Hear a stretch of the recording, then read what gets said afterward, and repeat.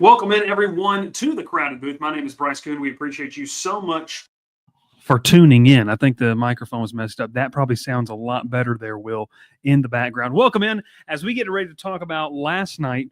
Way too late, in fact. What are we doing in the ACC starting our schedule release show at 9 o'clock and not wrapping up everything until afterwards at 11 p.m. Eastern? But nonetheless, we did the Georgia Tech side of things the other night. Tonight, we're going to take a look at the ACC.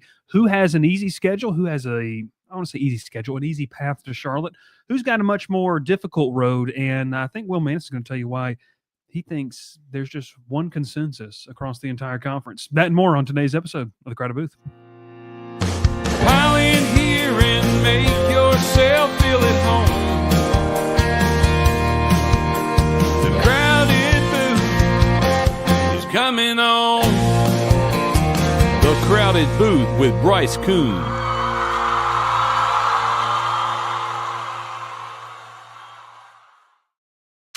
Well, some news that just broke literally as we were playing the intro song out of the ACC that involves an ACC team and an SEC team. Lance Guidry, former defensive coordinator for the Miami Hurricanes, headed to LSU as a member of the defensive staff, going to be in typical in an analyst role. So Louisiana native and interesting. That's interesting. Will Miami keep the play sheet out of his hands? Well, yeah. If Blake Baker wants to keep his job and be the second highest paid DC in the country, then yeah, that's exactly what he needs to do. Let's get this camera fixed. We want the LSU helmet in there because that's who we're getting paid by. Welcome in. We love it. We love that you're talking with us here on it's a Tuesday night. The schedule's jacked up because I spent an hour today in an Enterprise rental car. I don't know if and Will thought for a second that I meant I was in either Enterprise, Alabama, or I was at Enterprise in Mobile, which would have been very interesting, in fact. But Will, you're a Seinfeld guy. One of the all-time great scenes is people who understand how to hold the they know how to take the reservation. They don't understand how to hold the reservation. I thought it was. Is that what happened to you today? Well, yeah. I mean, I think so. There was like 12 people waiting. And I walk in, I'm like, this is not good. So I told Hillary, I said, hey, go ahead and take the baby home, okay? And I'll just wait here. It's right around the corner from the house, so don't worry about it. Like if you need to come pick me back up, it's not a big deal. So I'm sitting there. Dr. Bob walks into the Enterprise, by the way. He needed a rental car. Dr. Bob, would be curious if you do tune in tonight, what kind of car did you get? Because at one point I thought I was going to be driving a minivan over to Mobile for the Senior Bowl, which would have been kind of awesome. We could have all piled all of us in and gone and done what we needed to do. Logistically, it would have been pretty cool. But instead, they gave me a Dodge Ram. So I'm going to drive a Dodge Ram over there and hashtag not an ad. Yeah, it's a newer one. I think it's like a 2023, 2024. So it's a nice little truck that I'll drive over there. And I did mention to you, Will, might be in the market for a truck. So I haven't driven a truck in literally 5 years. So Will's a big fan of Carvana. It's a good experience. I wanted to ask you this because I literally mentioned it to my wife the other day, and she goes, "You can't do that." And I was like, "Well, what?" And she said, "They're getting sued." Apparently, there are some like civil lawsuits between Carvana and some of the people that there was a misrepresentation of what the car really was and stuff like that. I don't know. I don't know. I mean, this is the United States. We love to sue, but I mean, yes. As you know, buying things off the internet is very risky. So, I mean, to me, it's buyer beware, but is what it is. I had a good experience. I recommend it. It was pretty cut and dry for you, right? Like if I remember correctly, you just kind of rolled into town. It rolled into town, and you're like, "Yep, I'll take it," kind of deal. Yep. Took a little test drive. They waited on me while I kind of drove around my neighborhood, and that was it. I said, "I'm keeping it."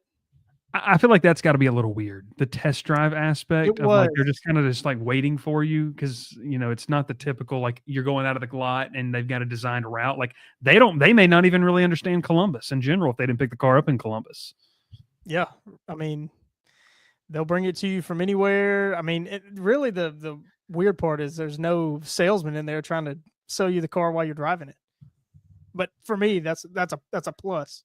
Yeah. Well, and like you, I mean, obviously you did a lot of research on what you wanted. You knew what you wanted. So Right. there kind of goes those aspects of it as well. But nonetheless, not an ad for Carvana or whatever we've been talking about over the past, 5 minutes and change. We do want to welcome you in to the Crowded Booth. We appreciate you tuning in, and we want you to continue to take advantage of that Underdog Fantasy offer. You can use code Crowded to get a free pick and up to $1,000 in bonus cash. I sent you a screenshot of a soon-to-be family member of mine. Did you see said screenshot off of Sunday, by the way, of what this person won? That make you mad? That just kind of Yeah, considering as I check my account, I am 0-4 in my underdog picks. brutal. This joker, and I'm not going to name names, but this joker won close to $2,000, and so. Look, I mean, it is what it is. Like you win some, you lose some, but obviously the opportunity is there. And like we said, you can use code Crowded and get a free pick to continue to build up your ammunition. Will, are you pouring more money into it, or are you just kind of saying, "What?" No. It's just Sticking that initial deposit, got the free bonus cash, and just riding that out. Just little $5 plays, so we're not $5 crazy. play.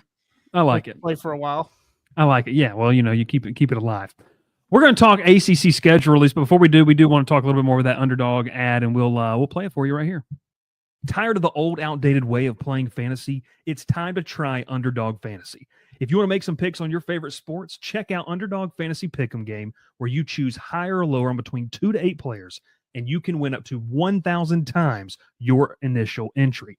Make sure to use code Crowded when you sign up, so you can get up to $1,000 in bonus cash and a free pick. Think you know ball better than us? Don't miss out on this great offer and compete against the crew to showcase your knowledge today. All right, welcome back here to the Crowded Booth Tuesday night. We're talking the ACC. The schedule release officially came out, Will, and I was having this conversation with someone earlier today. I don't like the fact that the ACC waits so long. The SEC did theirs. If I'm not mistaken, the SEC released their schedule, and obviously they get to do this now so much sooner because of everything's under the ESPN, the Disney umbrella.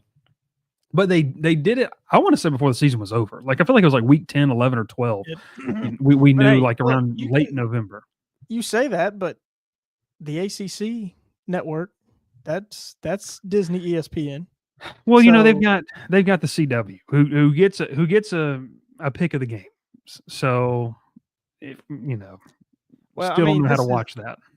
It's the ACC. Always the runt of the litter, always the last one to eat at the table, and a lot of it, its own self-doing. I mean, this conference is just head scratching. Some of the decisions are head scratching. That is for sure. We didn't get to talk about it earlier in the month of January, but the whole idea of like wanting to renegotiate the playoff and everything like that. I mean, the Jim Phillips, like, it was just like, I don't understand. Where's your leverage? Yeah, I don't like. What's the leverage to be able to do that? Because you did get two teams in. Yeah, I mean, I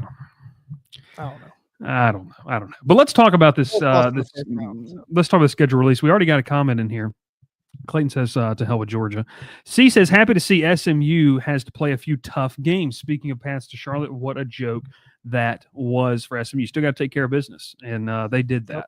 And we talked about it last year. I mean, when you have no divisions, you have, 17 teams in the conference. That's going to happen some years, right? Some teams are going to have it easier than others, but just a quick look at all these schedules, just looking at it right before we got started here.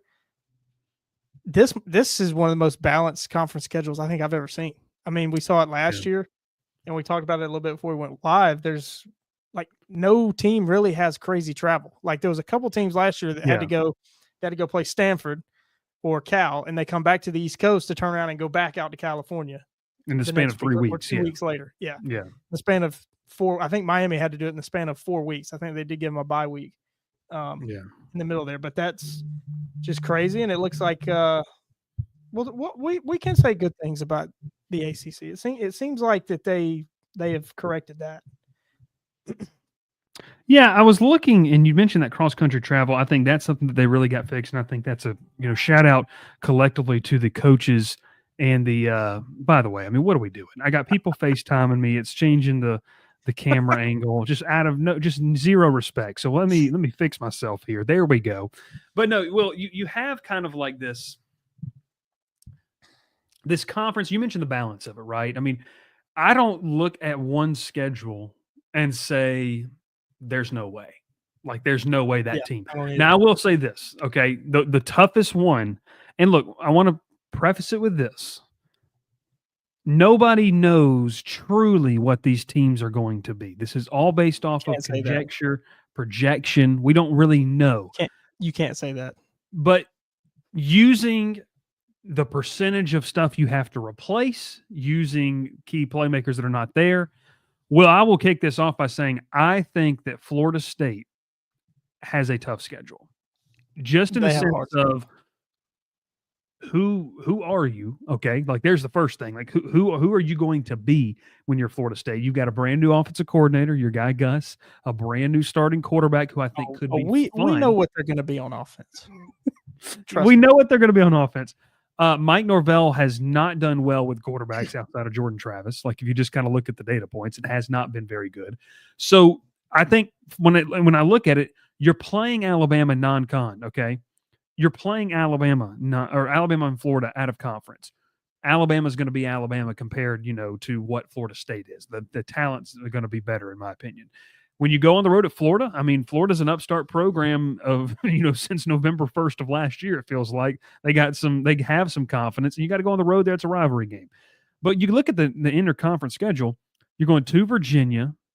Okay. You got to host Miami. You get Wake Forest, who has a brand new. You go to Miami. Yes, to Miami.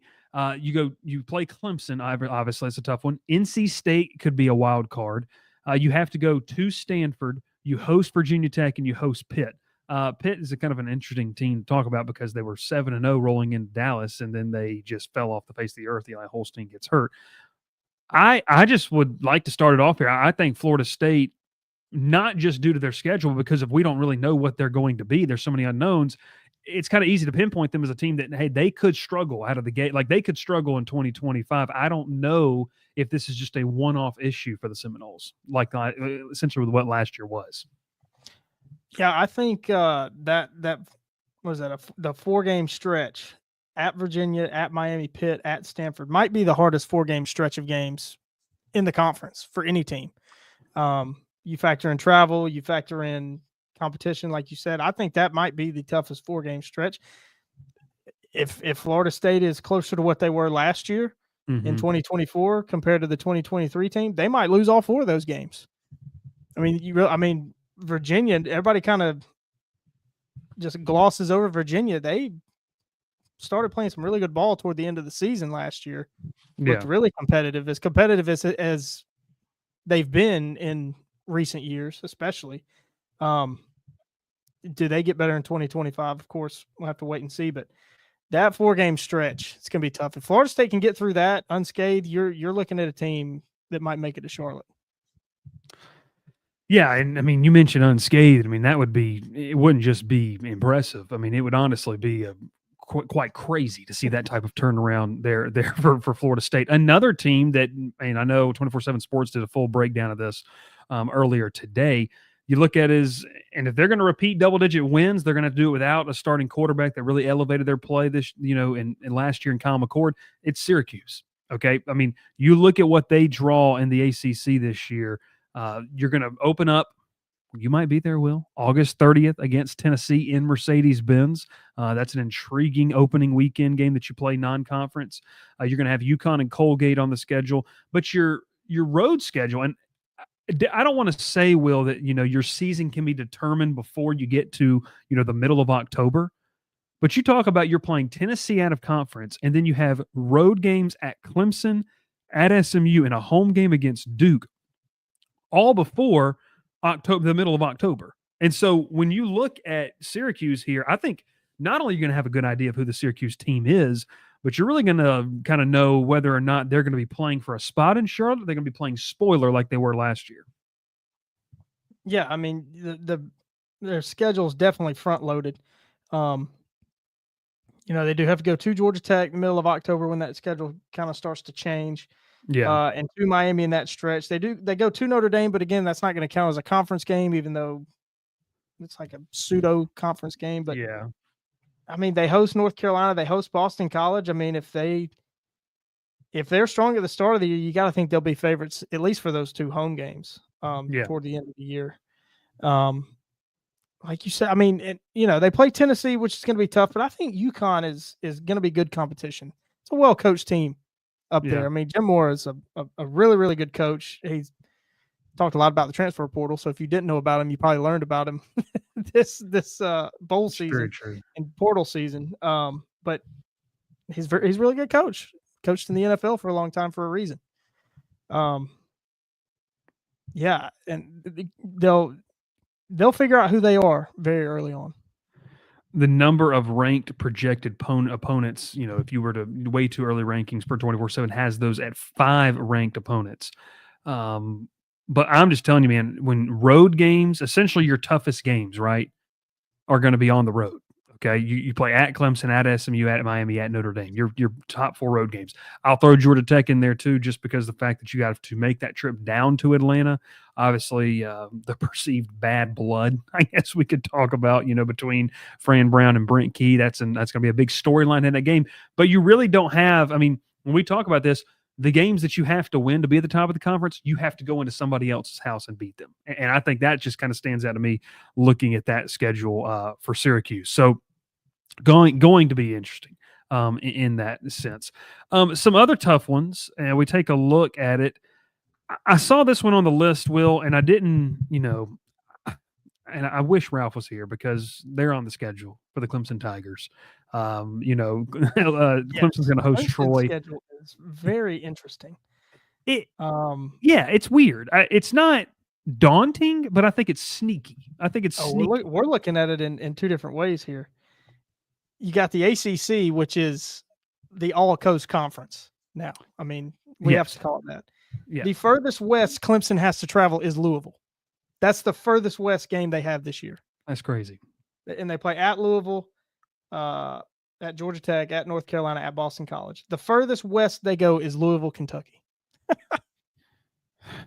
That's weird. That's very weird. They've got Duke at home, SMU at home, Florida State at home, Syracuse at home. I think that Clemson has one of, if not the easiest path to Charlotte. Because you could lose 2 SEC games and still get there. You could lose you could lose to 2 SEC teams and still find your way. Honestly, like they did this past year. They lost to Georgia, they lost to South Carolina, still found their way into Charlotte. They needed some help. I know that I missed this. Just to pivot away from Clemson. Yeah.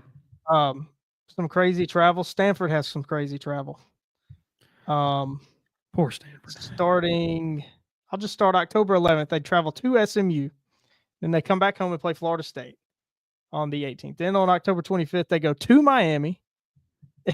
And then November 1st, they come back and play Pitt at home. And then November 8th, they play at North Carolina.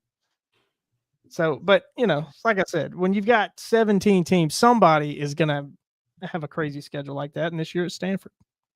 Yeah, Stanford. And the problem is I just don't think Stanford's good enough to weather that, just in terms of it. And on top of that, they play week 0 at Hawaii.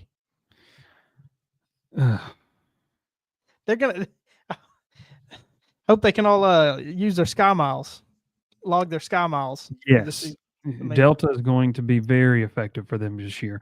The good news when you do look at Stanford is they don't have to. They only have 1 road game from the month of November on, so you only go to, and then you have a bye right after that road trip to Chapel Hill. So interesting. Now, Will, I think we need to talk about this because we got to talk about Bill Belichick in North Carolina here because a lot depends on what the roster is going to look like for North Carolina. I don't know. I still don't know who the starting quarterback is going to be. I don't know. For a lot of people, they say, is Bill Belichick even going to be coaching a game there? Is he going to opt out of his, July 1st deal or whatever? He signed his contract. He signed the contract, and there's only one NFL opening right now, and it's New Orleans, and I don't think he's going to touch New Orleans with a 30-foot pole.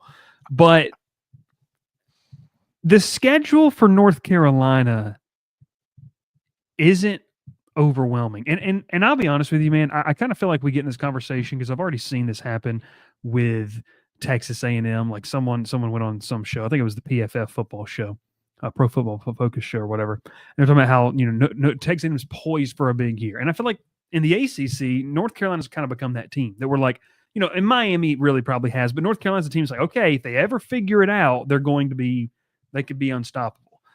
And I'm not saying that they're going to make the college football playoff. I'm not saying they make it to Charlotte. I just think that there's going to be an expectation for them to be at least 7 to 8 wins. Like, I don't know what the preseason Vegas odds wins sit at, but when you look at this schedule for North Carolina, okay, you open up the season at home against TCU.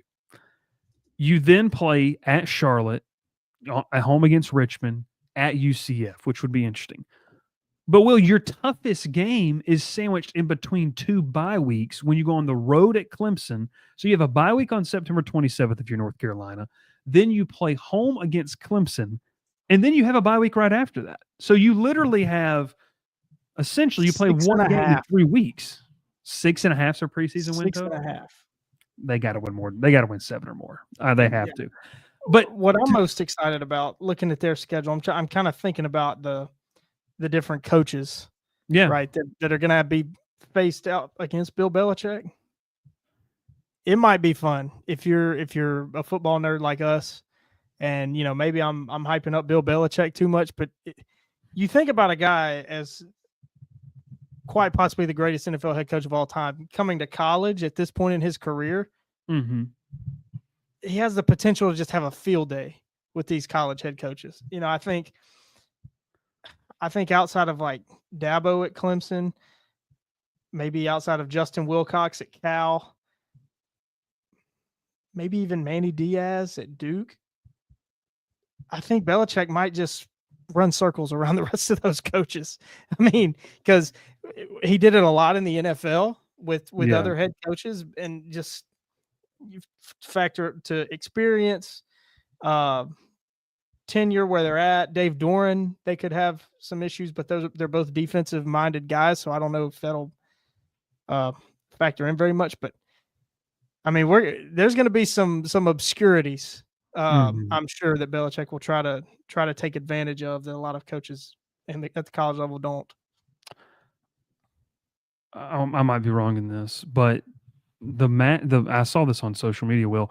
The matchup for North Carolina Clemson will be the first time, I believe, in history that you have a multi-Super Bowl winning head coach face off against a multi-national title. That's gotta be. I think that was right in the wording of it. It sounds like it. I mean, I can't think of another NFL coach that's won a Super Bowl that's come down to the college ranks and won multiple. Well, one. I can't think of one. I mean, there's coaches that did both. Like Jimmy Johnson did both. Right. Did they play anybody, I guess? No, they wouldn't have played anybody that did the opposite. Yeah. So that's some of the we talk about the tougher ones and just in general, and I don't want to spoil what we're going to get here to next, but we talk about some of the schedules. I was looking at Duke's schedule, they've got some. It's going to be interesting to see the Daria Menza saga. I'll be honest with you. I think their schedule is circle September 13th. They're playing at Tulane. That's going to be a big one. Coming off a game against a potential top 15 Illinois team, by the way. That's an intriguing game. That's a tough non-conference schedule. And they go to UConn in November. Cold. It's going to be cold. Yeah, that's interesting. Interesting matchup. Fresh off matchup at Clemson. They do get a game against Georgia Tech. Once again, sandwiched in between 2 bye weeks. I want to get your thoughts on this before we kind of get to maybe some dark horses. I talked about this late last night, and the video's out there on the YouTube channel that you can talk about. Man, when I look at Georgia Tech's schedule, this is the easiest slate that they've had in years. Okay.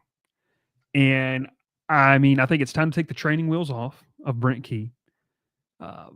You got to win 8 games. Like, you have to. And Georgia Tech's going to be in a category that, like, I think Duke is going to put themselves in this year, of where the whole theme is, can we separate ourselves from this mediocre middle pack of the ACC and be one of like the top 4 teams in the conference? I think with the schedule that Georgia Tech has, I mean, Will, you go 5 games by 4 games by 3 games. I've said if they could go, and I don't know if you're looking at it right now, if they can find a way to go 4-1 through the first 5, 3-1 through the middle 4, and find themselves 7-2 with 3 games to play. 2 of them I feel like are very, much winnable games. They'll probably be favored at Boston College. We'll see what Boston College is. They'll be favored probably at home against Pitt. We'll see. But you roll into Mercedes-Benz with a 9-2 record. I just think when you look at this, there'd have to be some serious, and we talk about Tech a lot, but there'd have to be some serious regression for them to not win at least. I mean, man, if you go 7-5, I think that's disappointing. Like, that's just disappointing. Disappointing season.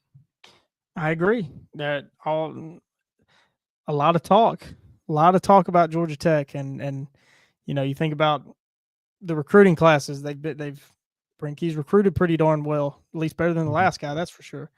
The transfer portal class, there's a lot of confidence there from Tech folks, and the coaching staff raving about the coaching staff. If you can't go 7-5 minimum with this schedule, you gotta ask some hard questions. Yeah, you've got to ask some really hard questions. I mean, I think 7-5 would be respectable. That game at Colorado, I think that's going to be a tough one, especially with Deion staying at Colorado. It's going to make it tough. Yeah. You look where some of these games are. That game at Duke, sandwiched between Virginia Tech and Syracuse. One of those 3 games, that 3-game stretch is made more difficult with the road game in the middle, right? Against, those 3 games are going to be very competitive, and you sandwich a road game in the middle of them. It's going to make it tough. You already talked about the feud between Fran Brown and Brent Key. That's going to make that Syracuse game a lot of fun. But where the games line up in the schedule, Pitt before the Georgia game, I think is a bit of a scary game if I'm Georgia Tech, because no matter if Pitt is good or not, they play hard. We've talked bad about Pat Narduzzi a lot, but his teams at least play hard. They don't quit on him. And maybe that'll still be the trend. They're going to make it a tough physical game going into that Georgia game. But, yeah, you're going to have to ask some hard questions if you can't go at least 7-5. And I was looking at, Tech did lose some notable talent to the portal, and I think that goes into it. But you just have to find a way, if you're Georgia Tech, if you're Duke, who, obviously, regardless of what you think about them, they've invested a lot into what they wanted to do this year in 2025 season. They've got what we believe to be the highest paid quarterback, in college football for at least one season in Darian Menza. So when you look at like Georgia Tech, Duke, I don't want to throw NC State in there because I feel like their quarterback situation is still not as maybe proven as what you have in Darian Menza and Haynes King, those 2 respective schools. I'm trying to think of another school I could throw in there, but I feel like between those 2 programs, there's an opportunity this year to graduate from the middle tier. And look, we'll come out with our tiers to the ACC here in the next month or so, but and across the conferences in college football. But I mean, that's kind of where they sit. Like, I believe we had both of those programs last year in tier 3.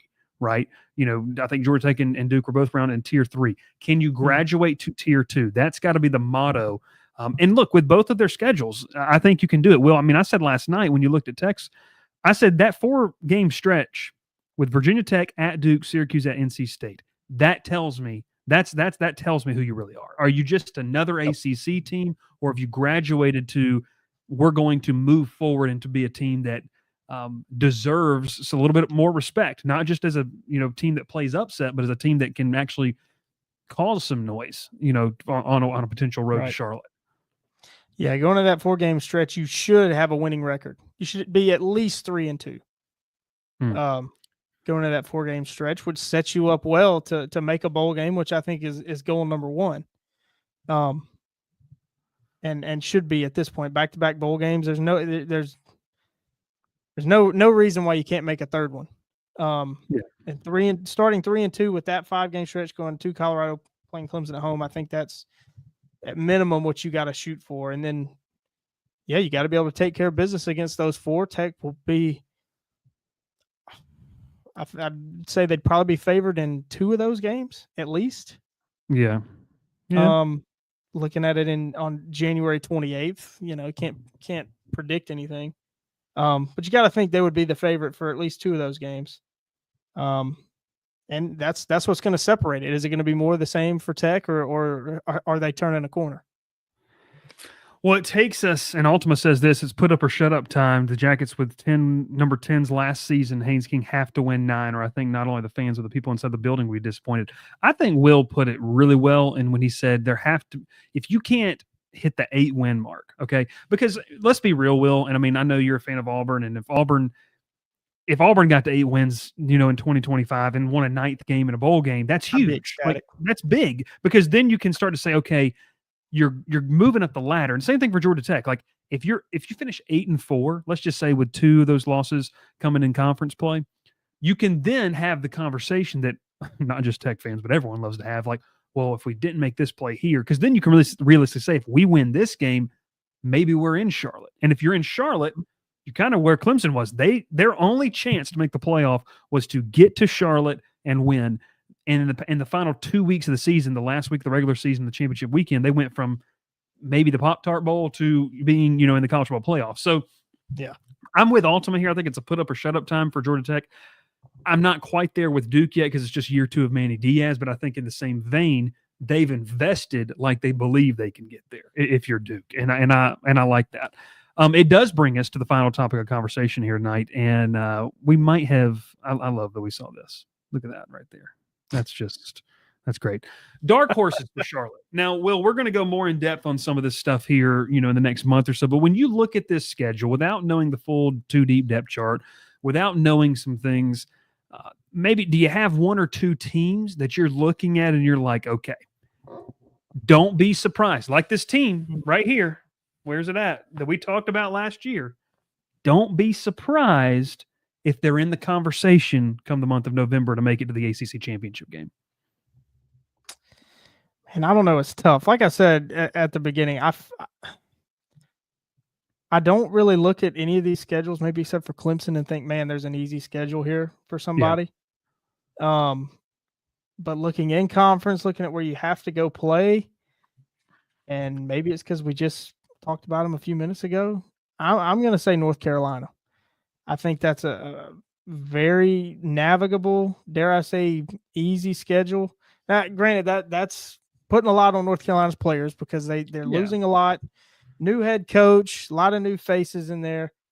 Can Bill Belichick turn it around in 1 year and get them contending and playing for an ACC title? Yet to see it, but I think just looking at their schedule, you got to like your chances if you're North Carolina. I hope I'm not stealing yours, but the other one, I'm going to say Boston College. We just absolutely took them through the ringer last year, talking about hiring Bill O'Brien, lazy hire, whatever. And they were really good. Yeah. They were really good. And another year with Bill O'Brien. Quarterback's going to be a competition, of course, with Lonergan, the quarterback he recruited to Alabama, now transferring to Boston College. We'll see if he gets to play. But certainly got to think Boston College is going to improve. And if they improve, again, their schedule, pretty navigable. The hardest game might be at Louisville or maybe at Syracuse in the year. They do play Clemson, but they host them. So I'm going to go Boston College and North Carolina. I hope I didn't steal one of yours. You didn't. I'm going to cheat with my first one because it's the team that I talk about all the time. I mean, I know that, I think Georgia Tech's a dark horse. I really do think they are. Now, look, I mean, I think that the loss of Eric Singleton can't be just mitigated. Like, you can't just say it's not a loss. But with a team that prides itself on running the football, I don't think they valued Singleton to where, like, your Auburn team valued him and where they would like to see him. So if that's the MO that Brent Key wants, he's got it. He's got what we expect to see a fully healthy Haynes King. Georgia Tech does have one of the better quarterback situations you'd like to believe heading into 2025 with Philo right behind him. You have Jamal Haynes. You added Hosley there, the kid from Columbus, went to Northside High School there in Columbus. You added him, who was a feature back at the FCS level. You bring him in from the Ivy League. You have, some younger guys in that room that you hope you don't have to essentially run Jamal Haynes and Haynes King into the ground this year. I think that's the biggest key for me. If you're going to get to Charlotte, you cannot be so overly dependent on those guys that it's where your entire source of offense comes from. Because I just don't know in this conference where I don't think there's clear separators outside of maybe like a Clemson that has like, one dominant feature. I don't think that you can just will your way because I think you're going to get beat up. Like we saw that happened to Georgia Tech this year, happened to a lot of teams this year. So Georgia Tech's in one of those categories for me. Now the defensive side of the football has questions.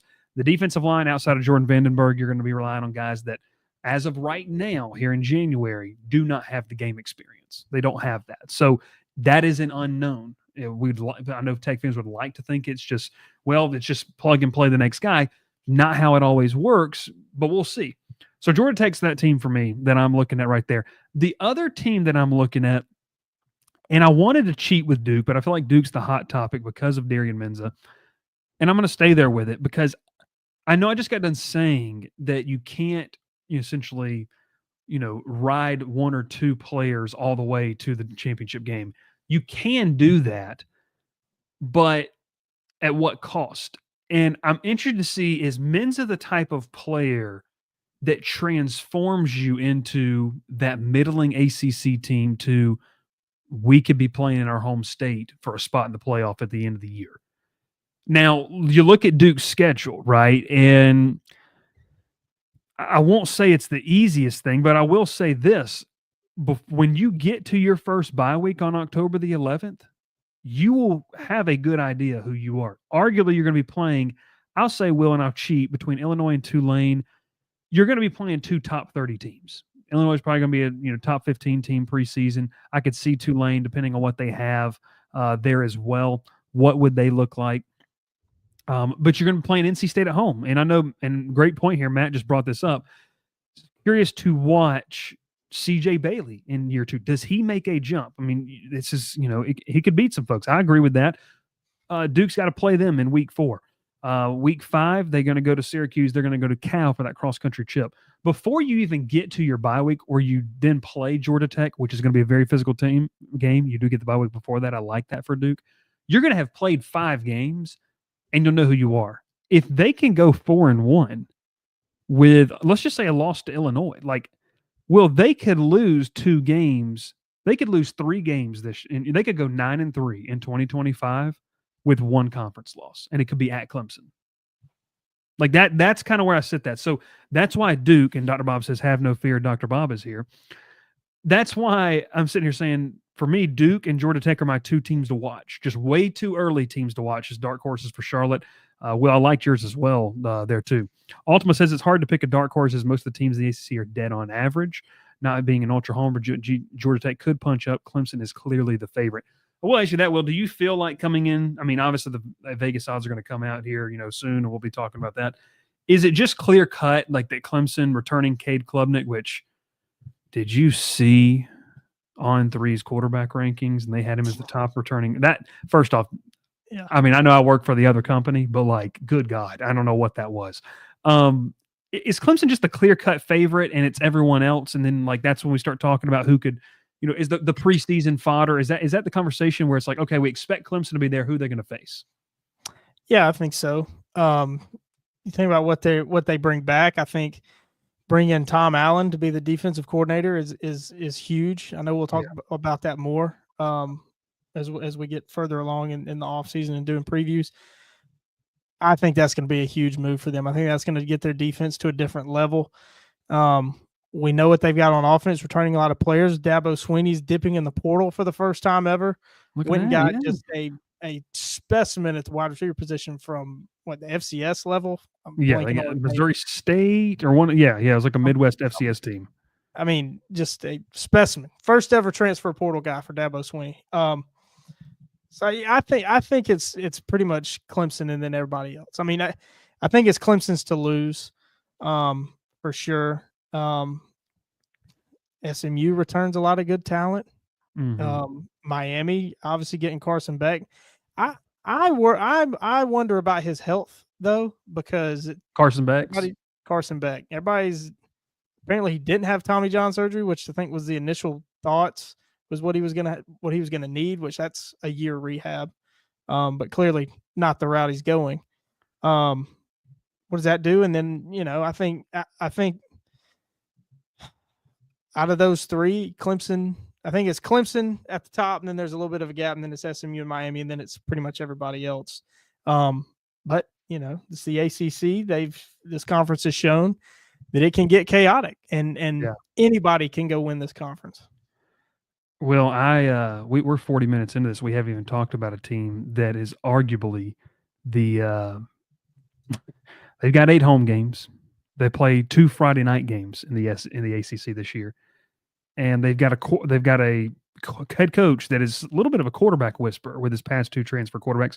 Louisville, Miller Moss is headed to Louisville, and look, I mean, we've been saying this for 2 years. Jeff Brom is one of the more underrated. Before we do that, before we get too far into that, I did just do a quick Google. Okay, they're not calling it Tommy John surgery for Carson Beck, but he did tear his ulnar collateral ligament, which, we're big baseball guys. Yeah. That requires Tommy John surgery, but, after his surgery, said should be a full recovery and start throwing by the spring, which, based off what I know, the baseball side of it, a torn UCL, that's a year rehab. I mean, you're talking 6 to 8 months before you're even throwing again. Yeah. So, obviously football is different. It must be different, but I don't know. That's just kind of blowing my mind that he's going to be throwing in 3 months. Yeah, 4 that months is weird. That is weird to think about. That is you're right. That is weird to think about. Going back to Louisville though, I mean, here's the thing about Louisville though. Okay, they're playing Clemson, Miami, and SMU. Okay.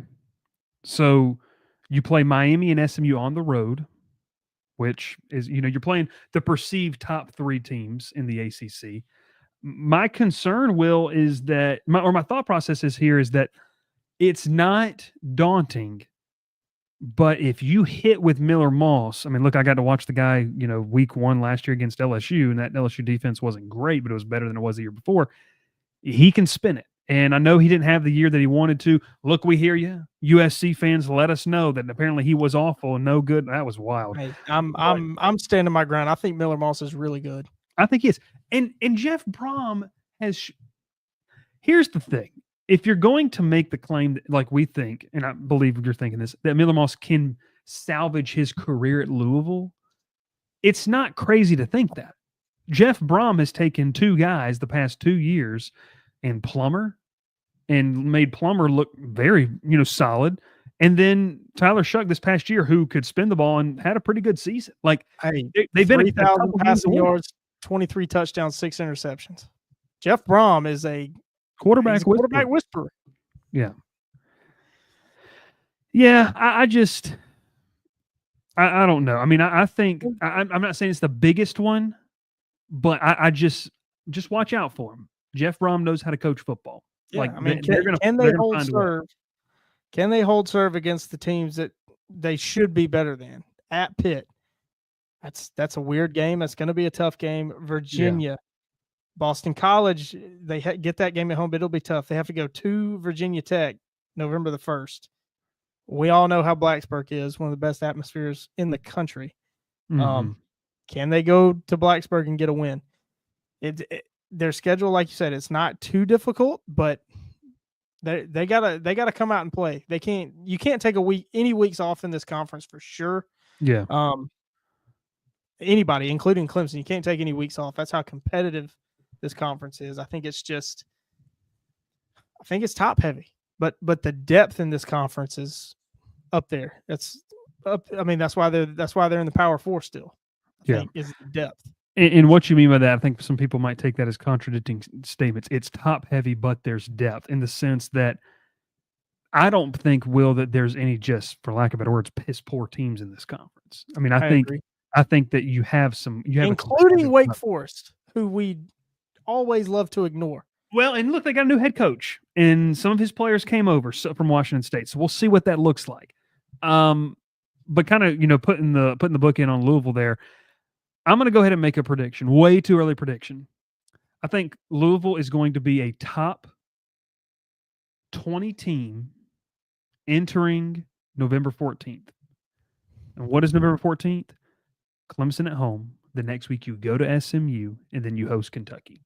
And that's where however you want to shake it out, whatever you want to put the record at, I think they're a top 20 team rolling into the final 3 weeks of the regular season. And if they're in the top 20, even top 25, you've got a really good shot at finding yourself in the top 12, regardless if you win the ACC title, with that ranking. And it could be interesting to watch. I mean, I think they could do it. I think they could. We'll see what happens. They lost a lot. They're kind of a portal-heavy program, it feels like now, but we'll see what happens there as well. The last order of business I wanted to get to, because we've talked about this a lot with our friend Palmer Toms, and I know you had some thoughts on it as well. I want to get the the banner on here. Georgia Tech moved again to Black Friday. Now, you might have had some inkling of this, but I thought that was already decided because apparently it wasn't. Apparently it wasn't. It was kind of officially put out there last night. First off, I love this. Like, I love the fact that you're giving this game a prime spotlight on a Friday night. I love this. Let's have the Egg Bowl and Clean Old Fashioned Hate on Fridays, or let's move Egg Bowl back to Thanksgiving Day.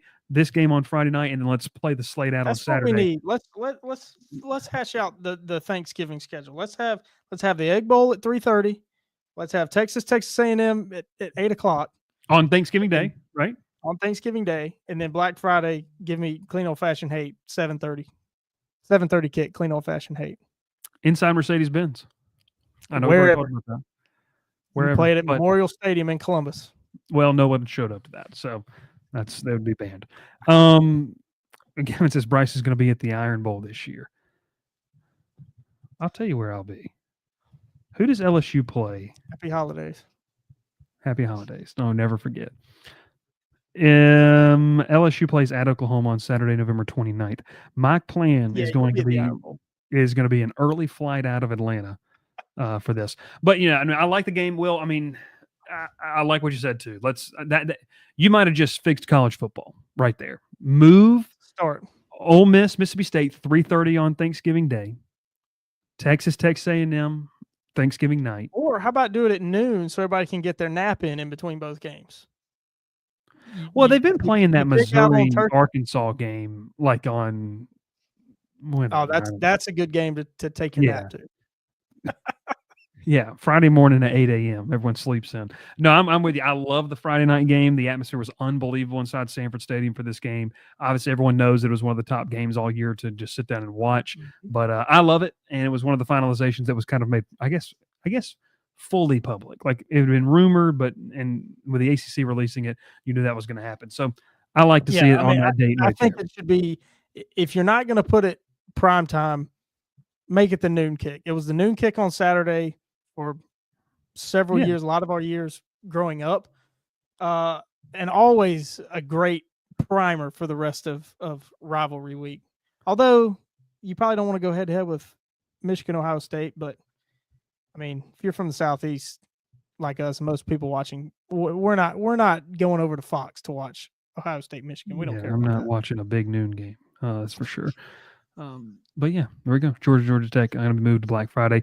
ACC schedule release. I think kind of the overarching thoughts that we took away here is that it feels pretty balanced.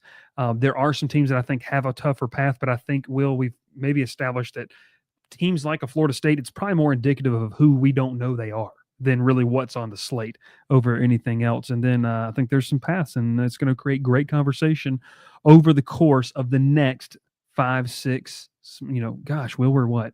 7 months away from the first weekend of college football.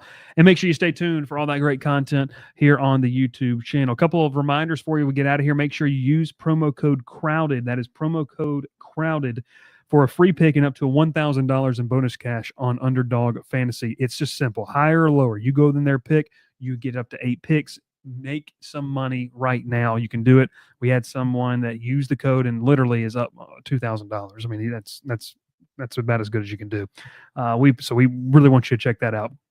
Then, obviously, the crew, we're going to be heading to Mobile tomorrow. We're going to have some great interviews along with some of the players down at the Reese's Senior Bowl there. So make sure you tune into the channel for that, some inside the booth activity there as well. And then trying to squeeze in, Will, I didn't tell you this, but Will's a big fan of the Costco guys. He's a big fan. We might be doing a little episode at the Airbnb called The Boom and Doom. So some booms, and we'll let Will give some big booms for teams that he felt like, and some big dooms that he fed that coming out of the told me I'd have the 2025 clip ready. season. Oh, I'm so sorry to hear about your brother that died. He gets 5 big booms. That's brutal. That's just wild. Hey, we appreciate you watching. Make sure you like the video. Make sure you subscribe to the YouTube channel. Check us out on all the social media platforms, and we will catch you next time here on the Crowded Booth.